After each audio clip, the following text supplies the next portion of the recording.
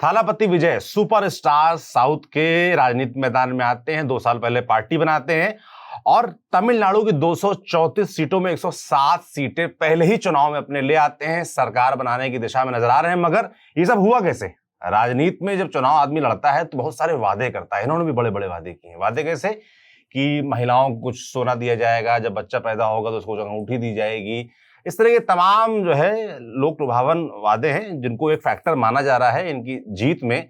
अब ये वादे क्या वो पूरे कर पाएंगे? क्या ये उनके लिए आफत बन बैठेंगे? ये एक चर्चा का विषय है। मुझे लगता है अब जो चर्चा इस बारे में शुरू होगी, जो थालापति विजय हैं उनकी जीत की चर्चा है, बड़ा उलटफेर है। बड़े सारे एग्जिट पोल्स ने कहा था कि डीएमके वापस आ रहे हैं, स्टालिन जो मुख्यमंत्री हैं वो वापस आ रहे हैं, मगर वो खुद ही चुनाव हार गए। तो इसके पीछे सबसे बड़ा जो दांव है वो उनके वादे हैं। मेरे साथी विनय सुल्तान हैं जो इसके बारे में बताएंगे क्या क्या पहले वादे हैं वो जान लीजिए। पहला वादा जो उन्होंने किया है वो गरीब महिलाओं को शादी के समय 8 ग्राम सोना और 1 रेशमी साड़ी। अब 8 ग्राम सोने का थोड़ा सा तर्क समझ लीजिए। जो हमारे परंपरागत तौर पे 1 तोला सोना जो होता है वो 11.6 ग्राम मतलब 6 औंस का 1 तोला माना जाता है। तो उसके मतलब कि 12 आना जो सोना बोला जाता है कि 16 आना में 1 तोला मान लिया जाता है, तो 12 आना सोना मतलब 8 ग्राम के तकरीबन होता है। तो 8 ग्राम सोना और 1 रेशमी साड़ी जो है वो सरकार की तरफ से दी जाएगी। परिवार की महिला मुखिया को हर महीने 2,500 रुपए दिए जाएंगे। जो तमाम जगहों पे इस किस्म की लक्ष्मी भंडार योजना या अरुणोदय योजना, जो इस किस्म की योजनाएं चल रही हैं, उसी का एक एक्सटेंशन जो है वो हमको दिखाई देता है, जहाँ पे 2,500 रुपए की बताया जा रहा है कि 2,500 रुपए दिए जाएंगे। हर परिवार को साल में 6 एलपीजी सिलेंडर जो है मुफ्त दिए जाएंगे। नवजात शिशु होने पर 1 सोने की अंगूठी जो है वो सरकार की तरफ से दी जाएगी नवजात शिशु को। ये एक नया चीज हमने देखी है तमिलनाडु में। महिलाओं के लिए मुफ्त बस यात्रा कई राज्यों में है, कई राज्यों में शुरू करने के वायदे किए गए हैं। बुजुर्ग, विधवाओं और दिव्यांगों को 3,000 रुपए की मासिक पेंशन जो है वो दी जाएगी। इसको मैं जरूरी मानता हूँ। ऐसी वेलफेयर स्कीम्स जो है होनी चाहिए, क्योंकि सामान्य तौर पर हम ऐसे देखते हैं कि ऐसे संकटों में, ऐसी परिस्थितियों में घिरे हुए परिवार जो है उनके लिए गुजर बसर करना बहुत मुश्किल होता है। प्रति परिवार 25 लाख रुपए का बीमा कवर जो है, हेल्थ कवर, वो करवाने का वायदा थालापति विजय ने किया है कि वो 25 लाख तक का कवर हर परिवार को देंगे। इस किस्म की स्कीम हमने राजस्थान में देखी थी। राजस्थान में इसी तरीके से बीमा योजना चली थी, चिरंजीवी योजना, अशोक गहलोत के समय में, जिसमें पहले शुरुआत में 5 लाख था, उसको भी बढ़ा के उन्होंने आखिर में 25 बड़ी लाख चर्चित स्कीम थी, मगर फिर भी सरकार नहीं बन पाई गहलोत साहब की। अब वो स्कीम जो है वो, हालांकि चिरंजीवी स्कीम अभी भी चल रही है, लेकिन वो चलना ना चलना उसका एक ही बराबर है। ज्यादातर प्राइवेट हॉस्पिटल्स में इलाज नहीं होता है चिरंजीवी स्कीम के तहत, ये भी एक सच है। खैर, 200 यूनिट बिजली फ्री का वादा किया गया है, जो कि हमने सबसे पहले इस किस्म के वादे जो है 2015 में अरविंद केजरीवाल की तरफ से देखा था कि वो उस किस्म के वादे कर रहे थे कि 200 यूनिट बिजली फ्री और पानी का बिल जो है। और इस तरह की योजनाओं अरविंद केजरीवाल 2 चुनाव जीते भी। हाँ, यही उसी के बाद ये मॉडल जो है पूरे देश भर में ऐसा फैला है। तो अरविंद केजरीवाल का पहला जो चुनावी वादा था उसमें ये था कि बिजली का बिल हाफ और पानी का बिल माफ। तो ये उन्होंने कह के वो सत्ता में आए थे। उसके अलावा किसानों के लिए लोन की व्यवस्था करेंगे, ऐसा उनका कहना है कि वैसे भी सहकारी लोन होते हैं, उसके अलावा किसान क्रेडिट कार्ड वगैरह है, उसके इतर जो है इनका ये कहना है कि वो हम किसानों के लिए लोन की व्यवस्था करेंगे। आपको याद होगा कि तमिलनाडु में कृषि संकट के तहत हमने इसी जंतर मंतर में एक बहुत सारे किसानों को देखा था कि अलग अलग तरीके से, कभी वो खोपड़ी ला के प्रदर्शन कर रहे थे, कभी मुंह में चूहा रख के प्रदर्शन कर रहे थे। कुछ साल पहले की बात है। तो कृषि संकट एक बड़ा संकट है तमिलनाडु में, और उसके तहत जो है विजय थालापति कह रहे हैं कि हम वहां पे किसानों को सस्ती दरों पे कर्ज उपलब्ध करवाएंगे और 5 लाख नई नौकरियां या पेड इंटर्नशिप की व्यवस्था वो करेंगे। पेड इंटर्नशिप जो है वो नया कंसेप्ट नहीं, सुना से लग रहा है। हाँ, 5 लाख नौकरियां पेड इंटर्नशिप। दरअसल ये कोई बीजेपी ने भी तो वादा किया था ये। हाँ, इसी किस्म का वादा बीजेपी के द्वारा भी किया गया था। और 5 लाख नई सरकारी नौकरियां या पेड इंटर्नशिप का मामला ये है कि यूरोप में ये मॉडल बहुत चलता है, जिसको अप्रेंटिसशिप कहते हैं, कि आप जो है शुरुआत में जब ट्रेनिंग की आपकी स्टेज होती है तो आपको कम पैसे में लेकिन एक स्टाइपेंड आपको दिया जाता है कि आप जो है काम सीखें और उस लायक बनने की रोजगार कर सकें। क्योंकि यूरोप में और खासतौर पर अमेरिका में इस किस्म का संकट है कि सब लोग जो है वो कॉलेज नहीं जा पाते हैं। कॉलेज जाने के लिए आपको ठीक ठाक पैसा चाहिए, दूसरा आप में एक काबिलियत चाहिए कॉलेज जाने के लिए। तो 12वीं के बाद लगभग जो है बच्चे जो है रोजगार ढूंढना शुरू कर देते हैं, और वो इसी तरीके से ट्रेंड होते हैं अप्रेंटिसशिप से लगातार। जैसे कोई फैक्ट्री में काम कर रहा है, कोई सेल्स में काम कर रहा है, और इसी तरीके से वो खुद को ट्रेंड करते हैं, अपनी स्किल्स मजबूत करते हैं और आगे बढ़ते हैं।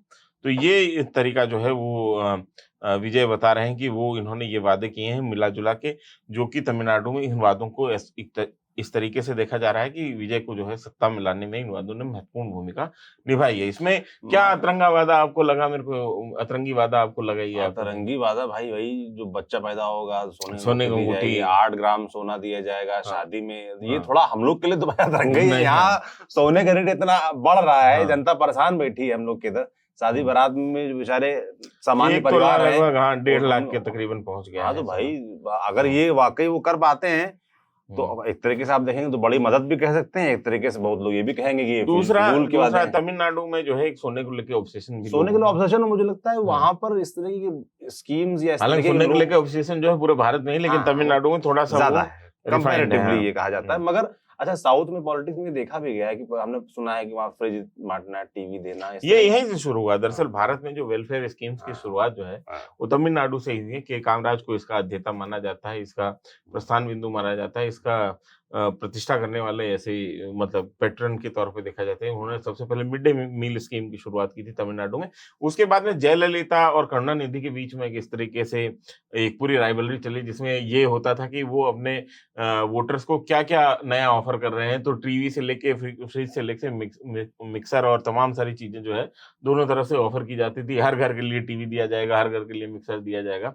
इस तरीके के जो है चुनावी वादे वहां पे चलते रहे हैं और हमने ये लगातार देखा है कि वहां पे ये फ्रीबी पॉलिटिक्स जो है उसका सबसे बड़ा जो प्रयोगशाला हम कह सकते हैं वो तमिलनाडु रही है। तो विजय भी उसी दिशा में बढ़ते हुए हमको दिखाई दे रहे हैं, जिसमें मेरे को सबसे जो अतरंगी वादा लगा वो यही लगा, बच्चे को अंगूठी देने वाला वादा जो है वो थोड़ा सा लगा। और एक जो सकारात्मक लगा वो ये लगा कि बुजुर्गों, विधवाओं, दिव्यांगों के लिए 3,000 रुपए की मासिक पेंशन शुरू करना, ये अच्छा कदम है। जरूरतमंद लोगों को, जो जेन्युइन लोग हैं उनको मिले, उनको राज्य सरकार सहायता करे, सरकार करे, इसमें कोई दिक्कत नहीं। खासकर बुजुर्गों को देख के और दिव्यांगों को भी, जाहिर सी बात उनको देख के और तकलीफ महसूस होती है, उनको लगता है कि भाई उनको वाकई, हाँ विधवाओं को भी, कि उनको जेन्युइनली जरूरत है।